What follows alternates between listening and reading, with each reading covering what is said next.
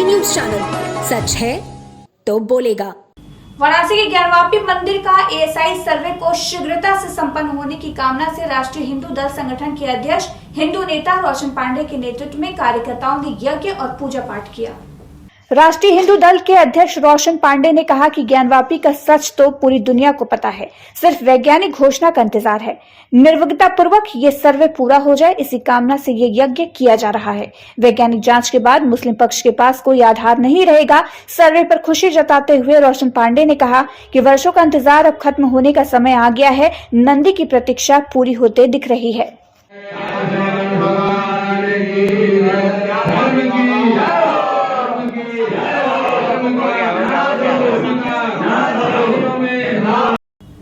ज्ञानवापी में सर्वे कर रही एएसआई की टीम ने जिला अदालत से सर्वे की रिपोर्ट के लिए समय की मांग की है, जिस पर जिला अदालत ने अगस्त के आखिरी सप्ताह में एएसआई को ज्ञानवापी सर्वे की रिपोर्ट देने का समय दिया है। बता दें कि जिला अदालत में एएसआई को 4 अगस्त शुक्रवार को सर्वे की रिपोर्ट सौंपनी थी, लेकिन सर्वे में हुई देरी की वजह से एएसआई की टीम सर्वे पूरा नहीं कर सकी है। ऐसे में एएसआई के अधिवक्ता और हिंदू पक्ष के अधिवक्ता ने सर्वे रिपोर्ट जिला अदालत में देने के लिए समय की मांग करते हुए अदालत से अपील की है। वाराणसी जिला जज अजय कृष्ण विश्वेश ने एएसआई के अधिवक्ता की अगस्त की आखिरी रिपोर्ट में कभी भी रिपोर्ट देने का आदेश दिया है।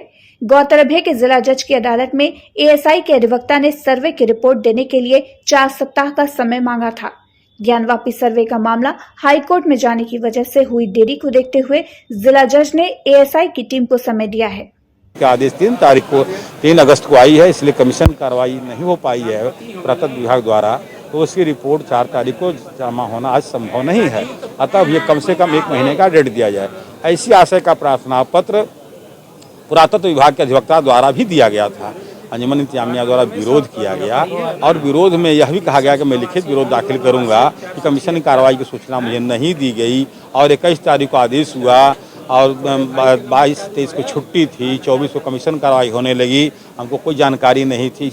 उसका मैंने जवाब देते हुए माननीय न्यायालय में कहा कि इनको भरपूर जानकारी थी और 23 तारीख को जिला अधिकारी और आयुक्त महोदय के यहाँ पुलिस के आला अधिकारी, स्टेट, LIO और इनको अंजुमन इंतजामिया के अधिवक्ताओं को बुलाया गया था बैठक के लिए। उसके बाद हम हिंदू पक्ष को बुलाया गया था। इस बात की मुझे जानकारी है कि उन लोग बुलाया गया तो लोग बाइकाट करने के हम लोग सहयोग कमीशन में नहीं करेंगे। हम लोगों ने कमीशन कार्रवाई में सहयोग करने के लिए तत्पर थे। प्रार्थना पत्र मेरा था, मुझे कमीशन कार्रवाई करानी थी, इसलिए प्रारंभ हुई। फिर सुप्रीम कोर्ट का आदेश से वो काम रुका और कमीशन कार्रवाई पूरा फिर आज चालू हो गई है। आज भी वो सहयोग नहीं कर रहे हैं हमको। वहाँ के जो जहाँ पर नमाज पढ़ते हैं वहाँ ताला बंद करके चाबियाँ नहीं दे रहे हैं और वहाँ कमीशन कार्रवाई नहीं होने दे रहे हैं। ये माननीय न्यायालय के आदेश के साथ साथ हाई कोर्ट के आदेश का भी अवहेलना कर रहे हैं। कोर्ट ने इस बात को सुना, चूँकि मेरा ताला चाबी का प्रार्थना पत्र लिखित नहीं था, इसलिए इस पर मैंने मौखिक ही जानकारी देते हुए बल दिया और कोर्ट ने एक महीने का कमीशन रिपोर्ट के लिए समय दे दिया है और 9 तारीख को बाकी सुनवाई हेतु उनकी आपत्ति पर जो हमारा प्रार्थना पत्र था इसलिए समय जारी कर दिया। अदालत में सुनवाई हुई है। पिछले 21 जुलाई को माननीय कोर्ट ने जो आदेश दिया था सर्वे के लिए एएसआई को, उनका आदेश था कि सर्वे करके और 4 तारीख तक आप अपने रिपोर्ट को कोर्ट के पटल पर रखिए, सबमिट करिए। चूँकि ये सुप्रीम कोर्ट गए, उसके बाद हाई कोर्ट गए। हाई कोर्ट ने सुनवाई करने के बाद कल फैसला 3 तारीख को दिया है। 3 को फैसला देने के बाद आज जो है एएसआई ने अपने सर्वे कार्य को शुरू किया है। इसलिए चूँकि आज रिपोर्ट सबमिट करना था, लेकिन आज ही सर्वे कार्य शुरू हुआ है, इसलिए हम लोगों ने एक प्रार्थना पत्र दिया कि भाई ये चूँकि समय समाप्त हो रहा है, इसलिए इसके समय सर्वे के कार्य के समय को बढ़ा दिया जाए। माननीय कोर्ट ने सुनवाई करने के बाद 4 सप्ताह का समय दिया है कि 4 सप्ताह तक के अंदर सर्वे करके आप अपनी रिपोर्ट एएसआई जो है कोर्ट में सबमिट करें। तो 4 सप्ताह का लगभग 1 महीना का समय कोर्ट ने एएसआई को दिया है सर्वे के लिए। समय क्या होगा सर्वे का, कैसे कब तक होगा? अब सर्वे का समय वही सुबह 7 बजे से चल रहा है, फिर बीच में लंच होगा, फिर शाम तक। अब उनको तय करना है कि कब कितना समय लेंगे, किस दिन करेंगे, ये एएसआई को तय करना है। करना उन्हीं को है, सर्वे उन्हीं को करना है, इसलिए वो तय करेंगे। ये बताइए सुप्रीम कोर्ट से आज क्या निर्णय है इस पे? अब सुप्रीम कोर्ट से सर्वे के जो आदेश है उसको बहाल कर दिया है और मुस्लिम पक्ष की आपत्ति जो प्रार्थना पत्र था कि इसको खारिज किया जाए, न जो है सर्वे करने से रोका जाए, सुप्रीम कोर्ट ने उस प्रार्थना पत्र को खारिज कर दिया मुस्लिम पक्ष के। वाराणसी के परायकर भवन के प्रेस वार्ता के दौरान राम धीरज ने कहा कि सर्व सेवा संघ के पास 63 साल से वैधानिक रजिस्ट्री पेपर है। नगर निगम द्वारा पास नक्शे के आधार पर यह भवन बना हुआ है। नगर निगम को टैक्स देते हैं।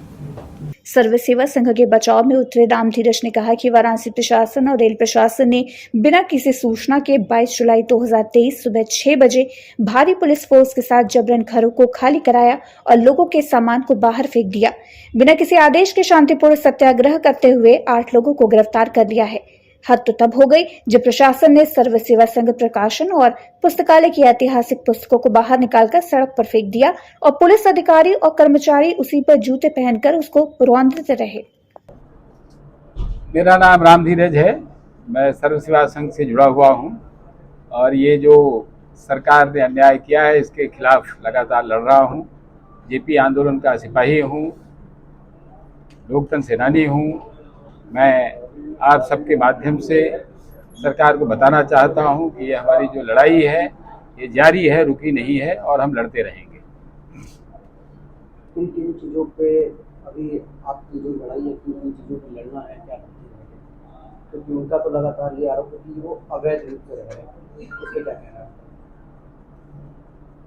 देखिए, सरकार, मैंने पहले भी कहा, आज फिर आपके माध्यम से कह रहा हूं कि अगर सरकार एक भी डॉक्यूमेंट दिखा दे, बता दे और जो उसके ही डॉक्यूमेंट है अगर वो गलत साबित कर दे तो वो अपने ही कानून को उल्टा करने जा रही है।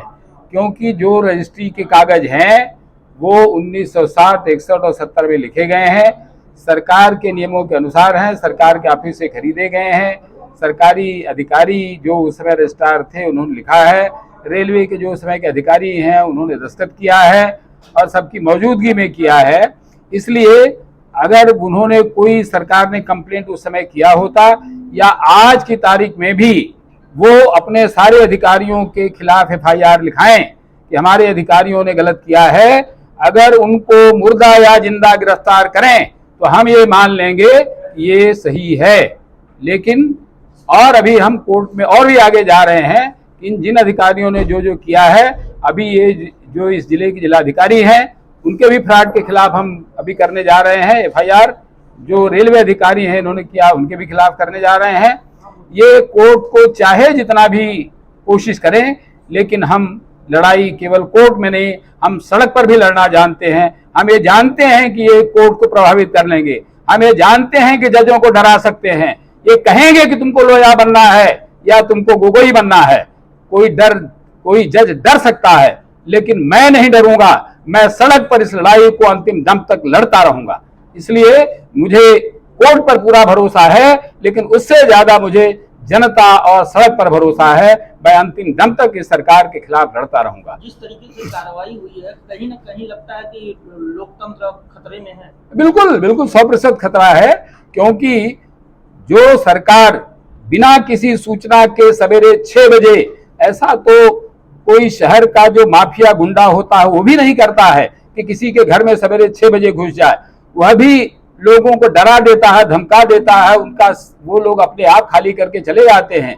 लेकिन पुलिस फोर्स भेज करके लोगों के घरों को खाली करवा लेना, ये सरकारी गुंडई है।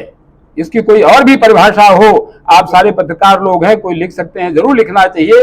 ये स्लोगन चलाया इस बात का है, क्या करें? साथी, जैसा आप सबको पहले दिन से मालूम है कि जब सरसेवा संघ के ऊपर ये अलोकतांत्रिक और संवैधानिक कार्रवाई रेलवे प्रशासन, जिला प्रशासन और देश और प्रदेश की सरकार के द्वारा की जा रही थी, उस समय हमारे उत्तर प्रदेश की प्रभारी और राष्ट्रीय महासचिव, हम सबकी नेता आदरणीय प्रियंका गांधी ने बढ़ चढ़ करके इसमें कांग्रेस के लोगों का आह्वान किया और साथ ही साथ जैसे जैसे आंदोलन आगे बढ़ा, जो विपक्षी दलों का एक संगठन बना, गठबंधन बना, Indian national developmental inclusive association, सबने इस आंदोलन में समर्थन दिया है। और सवाल ये बनता है कि हमारे सांसद और देश के प्रधानमंत्री नरेंद्र मोदी जी, आपके कैमरे पे वो उनकी लाइन अंकित होगी। प्रिंट मीडिया के साथियों ने ये छापा था, उन्होंने कहा था कि मैं जयप्रकाश आंदोलन में भाग लिया था। आप सबको मालूम होगा कि जयप्रकाश आंदोलन ये मजबूत धुरी सर सेवा संघ रही है, क्योंकि उसकी स्थापना 1961 में हुई थी जयप्रकाश नारायण द्वारा, पंडित नेहरू द्वारा, देश के पहले राष्ट्रपति राजेंद्र बाबू के द्वारा, रेलवे मिनिस्टर उस समय जगजीवन बाबू के द्वारा और आचार्य विनोबा भावे के द्वारा। देश के प्रधानमंत्री जब कहते कि जेपी आंदोलन में हम शामिल थे और कांग्रेस की सरकार को गिराया था, इंदिरा गांधी की सरकार को गिराया था, तो अगर ऐसी बेमनसता तो कांग्रेस पार्टी को रखनी चाहिए थी।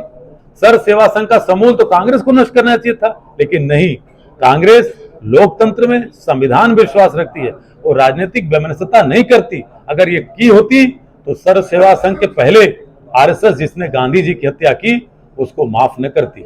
आज सवाल यही है अपने सांसद से कि क्या आपकी सरकार, आपके लोग जयप्रकाश नारायण को, आचार्य विनोबा भावे को, पंडित जवाहरलाल नेहरू को, लाल बहादुर शास्त्री को और जगजीवन बाबू को आपने कहा है जालसाज, क्योंकि आपके प्रशासन के लोगों ने कहा है कि कूट रचना करके जमीन ली गई। मोदी जी बतावें, योगी जी बतावें कि क्या ये महापुरुष जालसाज थे जिनको आपने उपनाम दिया है? और अगर नहीं तो मैं फिर से कहना चाहता हूं कि 3 गोली मार के गांधी जी की हत्या तो कर सकते हो आरएसएस के लोगों, लेकिन तुम्हारी पीढ़ियां बीत जाएंगी, गांधी विचार को जमींदोज नहीं कर पाओगे। ये मामला जमीन और भवन का नहीं है, गांधी विचारों का है। 186 देशों में गांधी पूजे जाते हैं, गोलवरकर, सावरकर और हेडगवार नहीं। नई सुबह एक उम्मीद सामाजिक संस्था द्वारा गठित आगाज महिला संगठन की महिलाओं ने करौंदी वार्ड के आदित्य नगर पोखरे के पास स्थित पार्क में पौधारोपण महाअभियान के अंतर्गत पौधे लगाकर लोगों को अपनी पृथ्वी को हरित बनाने तथा प्रदूषण मुक्त करने हेतु जागरूक किया। इस कार्यक्रम का संचालन संस्था अध्यक्ष ममता समाज सेविका ने किया। कार्यक्रम की शुरुआत चितईपुर थाना के एएसआई नागेंद्र चौहान तथा क्षेत्रीय सभासद श्यामभूषण के कर कमलों द्वारा पौधारोपण करके किया गया। इस अभियान के अंतर्गत पार्क में आम, अमरूद, जामुन, बरगद, पीपल, नीम, शहतूत, शीशम आदि लाभकारी पौधे लगाए गए। नागेंद्र चौहान, सुमन तथा सोनी गौड़ ने उपस्थित महिलाओं को मिशन शक्ति के अंतर्गत प्रयोग में लाए जाने वाले नंबरों के विषय में भी जानकारी प्रदान की। श्यामभूषण ने उपस्थित सभी महिलाओं को अपने घरों में भी अधिक से अधिक पौधे लगाने तथा उनका संरक्षण करने के प्रति जागरूक किया। आज यहाँ पर आदित्य नगर में पोखरे के पास एक पार्क है, जहाँ पे हमारी आगाज महिला संगठन जो हमारे संस्था की तरफ से ही गठित है, उन महिलाओं के द्वारा वृक्षारोपण कार्यक्रम और साथ ही मिशन शक्ति के अंतर्गत अवेयरनेस प्रोग्राम भी महिलाओं के साथ किए गए हैं। और इस कार्यक्रम में मुख्य अतिथि के रूप में हमारे चितईपुर के एसआई सर नागेंद्र सर हैं, उपस्थित थे और इन्होंने पौधरोपण भी किया और साथ में मिशन शक्ति को लेकर के सभी को अवेयर किया। उनके साथ कई लेडीज पुलिस कर्मी भी थी और सभी लोगों ने महिलाओं को मिशन शक्ति के प्रति अवेयर किया और साथ में ही पौधरोपण के प्रति कि हम लोग को अधिक से अधिक पौधे लगाने चाहिए, क्योंकि आज के वातावरण में जो प्रदूषण तेजी से बढ़ रहा है उसके अंतर्गत एक यही पौधरोपण अभियान है जो कि प्रदूषण मुक्त कर सकता है और ऑक्सीजन की कमी जो है उसको बढ़ा सकता है। तो इसके लिए घर घर में ये अभियान हमारी आगाज महिला संगठन की तरफ से चलाया भी जाएगा और साथ ही में डूडा से हमारी संध्या पांडे जी भी हमारे साथ हैं। इनका यहाँ पे इनका महिलाओं का समूह चलता है और इन महिलाओं के द्वारा भी यहाँ पे वृक्षारोपण अभियान किया गया है। डेंजियो केवल टीवी धमाका। डेंजियो लाया है सबसे सस्ता सबसे अच्छा मनोरंजन। आज ही लगवाएं सबसे सस्ता HD पिक्चर उच्च क्वालिटी की सुविधा के साथ। संपर्क करें 9889026747, 054224548557, 9889199180। 350 रुपए प्लस इंस्टॉलेशन चार्ज अतिरिक्त में डेंजियो का सेट टॉप बॉक्स लगवाएं। आज ही मनोरंजन का भरपूर लाभ उठाएं।